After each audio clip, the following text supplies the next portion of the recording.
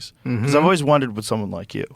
Yeah, well, that changed my life. And then when I was in high school, I decided to take it one step further, and I decided to build an atom smasher, a particle accelerator in my mom's garage. So I assembled 300 pounds of transformer steel, 22 miles of copper wire, and I assembled a 6 kilowatt, 2.3 million electron volt betatron particle accelerator in my mom's garage. In high school? In high school, right. Wow. Every time I turned it on, I would blow out every single circuit breaker in the house. It consumes 6 kilowatts of power. My poor mom comes home, and she hears this pop, pop, pops out as I blow out every circuit breaker in the house. And she must have said to herself, why couldn't I have a son who plays baseball? Why not basketball? And why can't he find a nice Japanese girlfriend? How come he builds these machines in the garage? Well, that machine got me accepted to Harvard, and that began my career. That began my career as a theoretical physicist. What were you able to do with that machine? Well, I was able to create a magnetic field of 10,000 Gauss. That is 20,000 times the Earth's magnetic field. If you got too close to my machine, it would pull the fillings out of your teeth. Really? Yeah, so you had to be very careful. What about objects that are close to it? Scissors and things would Hammers. fly in the air, right? So you had to be very careful coming next to my machine. Oh my God! So in compare that to you can't even go near one of those scanners, those MRI machines, right? Magnetic resonance imaging. That's right, MRI. You can't have any metal near those, right? Yeah, but that's right. nothing like. And they're about 10,000 Gauss too, about the same magnetic field as my machine. Oh, okay. So my machine is comparable to the machines that you see in the hospital today. Wow.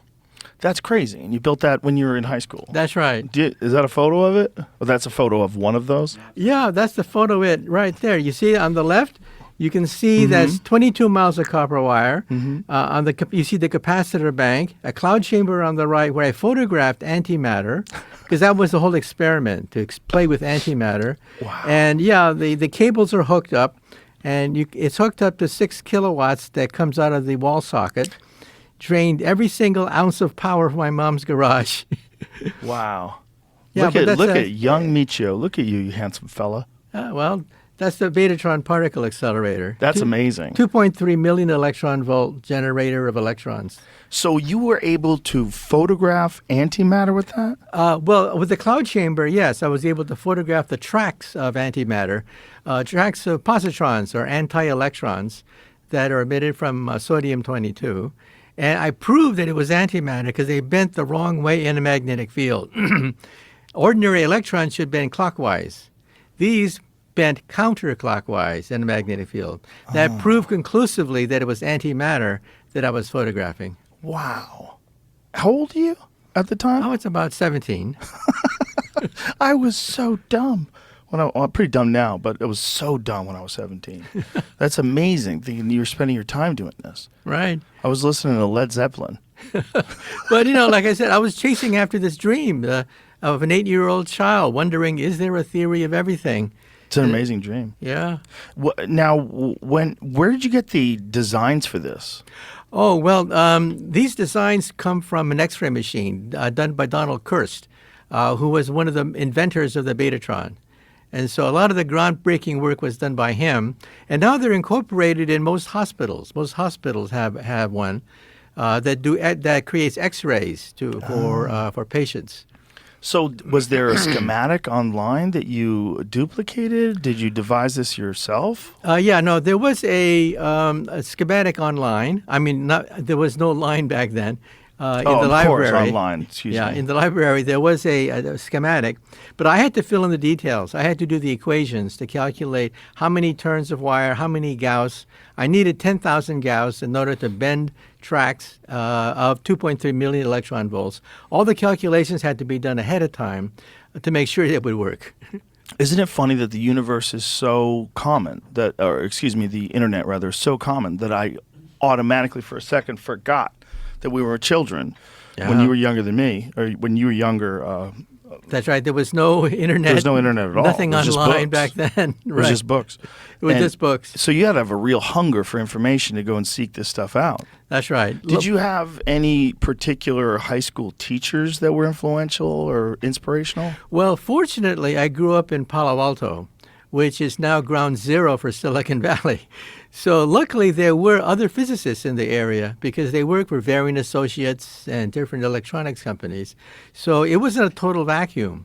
I was able to get advice, especially on the magnetic field and the cloud chamber, and also the vacuum tube that contained the particles that I was accelerating. It was good to have real physicists there in Palo Alto because of that fact. Oh, that's amazing. So were they willing to consult with you and discuss this with you as a high in school general, student? right. So I would talk to them about how to build a magnetic field and to calculate using Maxwell's equations the geometry of the particle accelerator. So I would go and visit these physicists because Palo Alto was to become ground zero for Silicon Valley. It's such a fascinating image of seeing this one super genius physicist who's teaching classes get a visit by a teenage super genius physicist. And he's like, oh, he's one of us.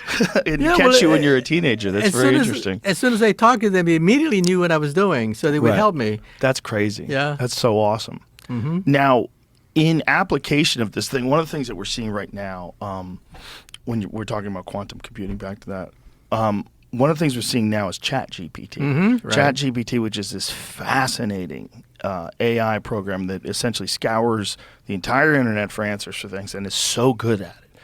The answers for things, for just data, people are getting diagnosed with certain diseases based on symptoms and blood work, and it's super accurate. Legal papers, it could fill out legal forms, and it's wild the capacity that it has right now. You can pass the bar exam that way too. Yes. The bar exam can be passed with a chatbot. Yeah, it's like